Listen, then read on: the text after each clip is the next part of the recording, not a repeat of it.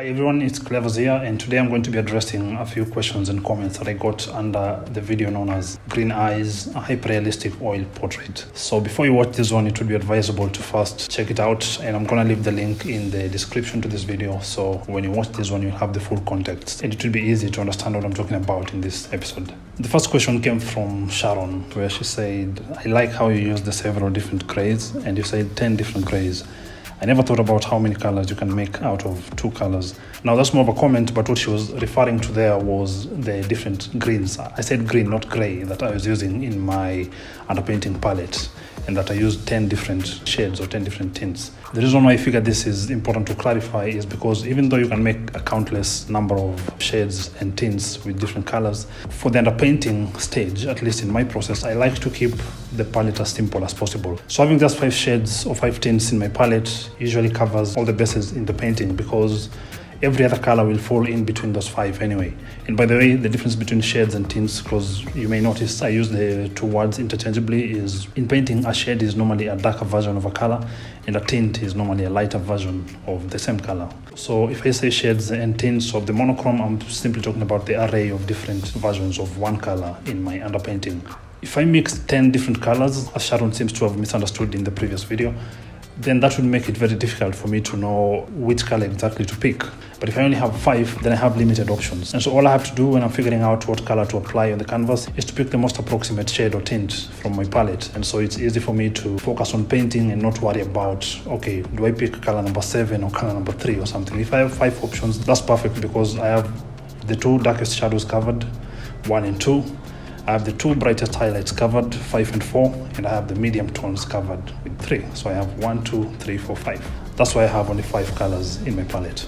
Second question comes from Renato, who said, during the preparation of the 5 shades of acrylic gray for the underpaint, how do you manage its fast drying time? Are you fast enough to just use one preparation? Are you going to refresh the shades of gray more than once during underpainting?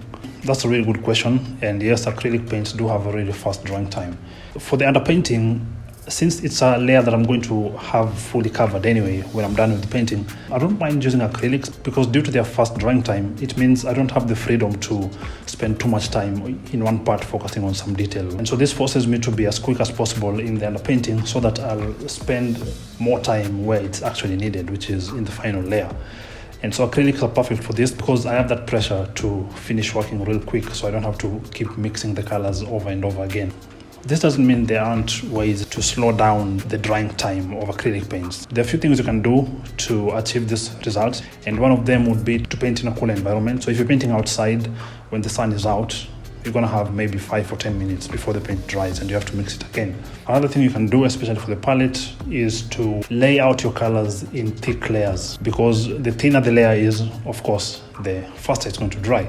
You can't tell this when I'm showing how I mix my palettes, because all you see is the upper surface, but it's normally pretty thick underneath. And so my acrylic palettes don't really dry fast enough to give me any trouble. It's the acrylic on the canvas that dries fast for me, and I don't mind that, because I want the underpainting to dry really fast. Another thing I usually do is to disturb the paint every once in a while. So after every 20 or 30 minutes, I usually use my palette knife to mix up the same paints on the palette once again. And so the upper layer doesn't get the time to completely dry, because it keeps being shifted to the bottom and to the middle and whatever else. Something else you can do is create a palette with a non-absorbent surface. If your palette is canvas that's not primed, for instance, it's going to absorb the paint, or to absorb the medium that's in the paint, whatever kind of paint you're using, if it's oil, watercolor, acrylic, whatever it is. For a palette, you want something that doesn't absorb anything, and so plastic is normally perfect. My palette for acrylic is usually canvas that's kind of primed with acrylic, and acrylic, when it dries, is kind of plastic, so it doesn't allow any liquid to seep through to the other side. And so the only way that paint dries from a palette is usually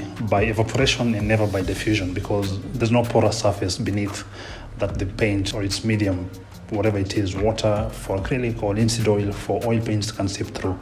For oil paints, I use a palette that's made of masking tape, and masking tape, just like plastic, doesn't allow water to seep through to the other side, so that's also perfect. Something else you can do for your palette to slow its drying time is to keep spraying it with either wetting spray or with water. But it's advisable to limit the amount of times you do this, because otherwise you're just going to have a runny palette and you don't want the paint to be flowing all over the place on your palette. You want something kind of solid. There are also slow drying agents called paint retarders, or acrylic gel can do a similar job, which you can normally mix with acrylic paints, and it will give you maybe an extra 30 minutes to an extra hour of the paint staying wet, so you don't have this issue of drying times that are too quick for you. But like I said, I personally don't mind the fast drying times of acrylics because it's perfect for me for my underpainting. That's the part of the painting where I want to spend the least amount of time. The final question I'm going to address is by Charlene, who said, why is it hard to find dark-skinned male photos to use as a reference?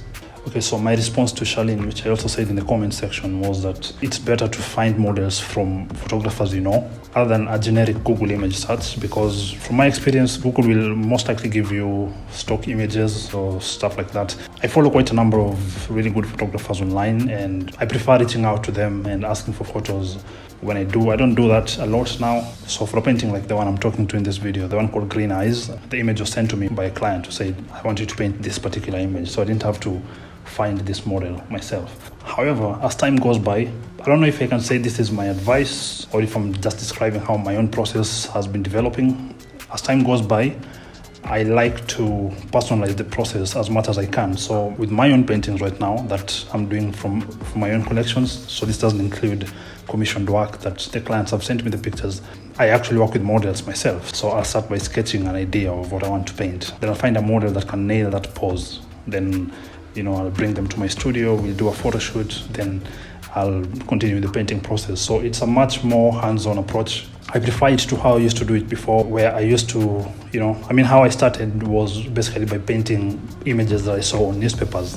So this was like over 10 years ago. And it's understandable at that time because, I can't afford a model, I don't have a camera or anything of the sort. So I'm just working with those around me.